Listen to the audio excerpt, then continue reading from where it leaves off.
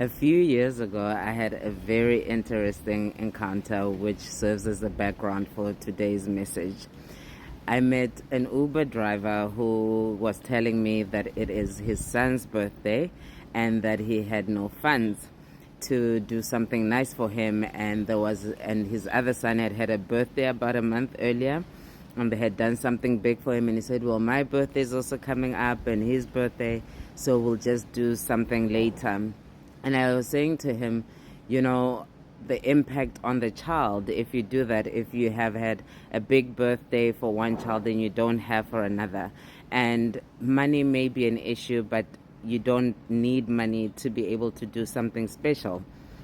And so I mentioned to him that what if, as a build up, he gets him and his wife together, they build little clues that on the son's birthday, so like the day before his birthday, on the day of the birthday, they go on a little adventure hunt around the house and in the garden, because I'd asked him if he has a garden and he said yes. And I said, like, you hide a sheet, you hide little poles, and it will be camping with the boys and the dad, in anticipation. So it will be a little map of clues to find all these things that they're going to use for the little indoor tent situation. And he loved the idea. He absolutely loved the idea. And as he was loving the idea, I also saw the fear just like enter his body. And after being excited, he said to me, no, I don't know. And I said, no, you do know. The reason why now you don't know if you should go through with it is because you are uncomfortable with how playful you will need to be. You are uncomfortable with the intimacy that has to be injected into that experience. And he was like, yeah. And so it was against that background that mother started giving me this message, and she said, we need to talk about the lack of intimacy in Black families.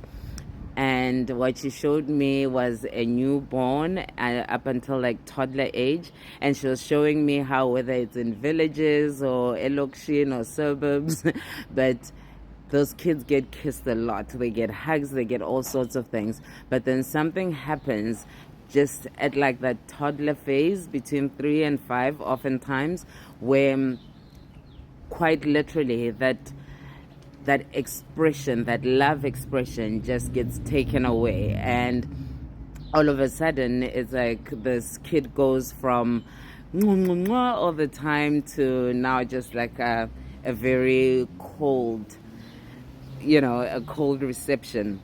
And she was talking to me about even my experience where growing up, I didn't grow up in a family where people express how they feel, where you say, I love you. And I remember it was around when I was in varsity or just after varsity, I always wanted to say I love you to my mom, to my sisters, to my dad. And this was very important to me because I found that in myself, I'm quite expressive and I love and everything that, all that good stuff. And so I took it upon myself to start saying, I love you to members of my family. And I remember when I first started, everyone was very, very uncomfortable with it. And the first couple of times, no one would say it back to me. So I would be like, oh, I love you, I love you. But now it's taken over to a point where they say it to each other. It's a thing now. And whether it's my cousins or it's friends or anyone, I always make sure that I tell them that I love them. I quite enjoy knowing that for a lot of people, the last thing that they heard from me was I love you. And so that's important to me.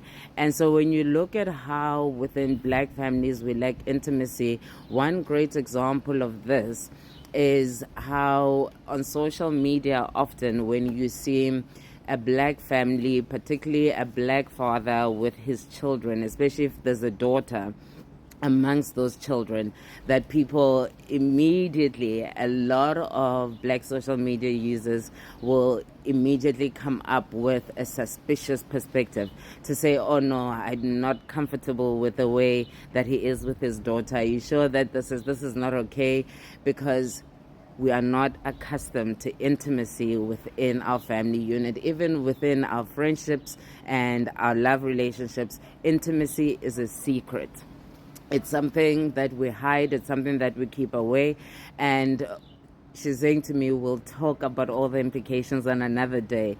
But we do not have intimacy in our black families, and it's not all of us, obviously, but a lot of us are still there. And now we have this thing where we are sending our kids into the schools, into these environments where they are being exposed to families that have a lot of intimacy within the family. And so she was just saying to me that it is now time to start kissing our children again.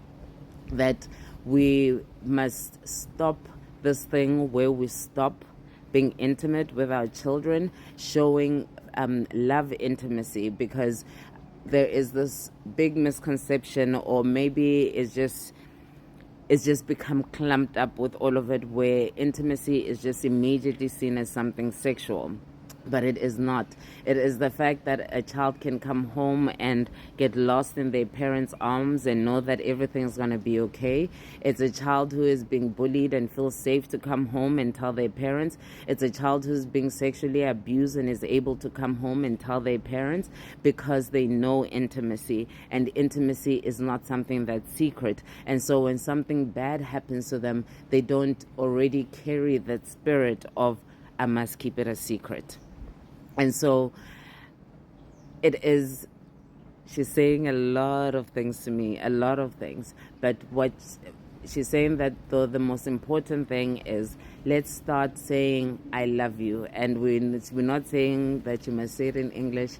Nakamtsonga nakurandza, isiZulu ngiyakuthanda, kaSotho ngiyarata. You know, like ndiyanifuna, like, is, let's just start saying I love you. It mustn't be something that is reserved for private little spaces. It mustn't be like a situation with our parents, whose parents, their own parents, passed away without them ever hearing the words I love you, I'm proud of you. And there's context for everything, but now we're talking about this context. And in this context, we all know, we've all yearned to hear those words. We've all yearned to come home and run into our parents' arms. We've all yearned for it, and yet we don't express it. It is the same reason she's saying to me why we have so many issues even around love, relationships and love, because of how intimacy is such a secret to us.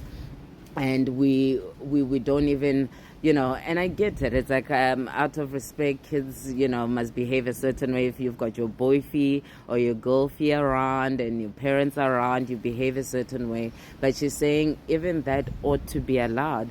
Is that if you bring in, if you open about dating and all of that, and you allow your children to be open with you, what you then find is that even the age at which they become sexually active, it's they wait until they're older, because there is something about intimacy within the family that actually solves so many ills.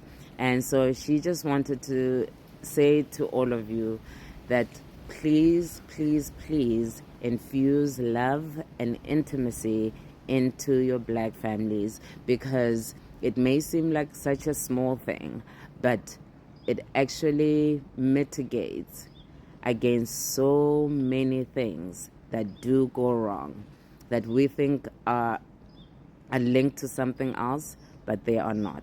That's what they're rooted in, the fact that we lack intimacy within our families. So go hug your kid, show him love, hug your partner, tell them I'm crazy about you. And of course, call moms and pops and say, hey, love ya.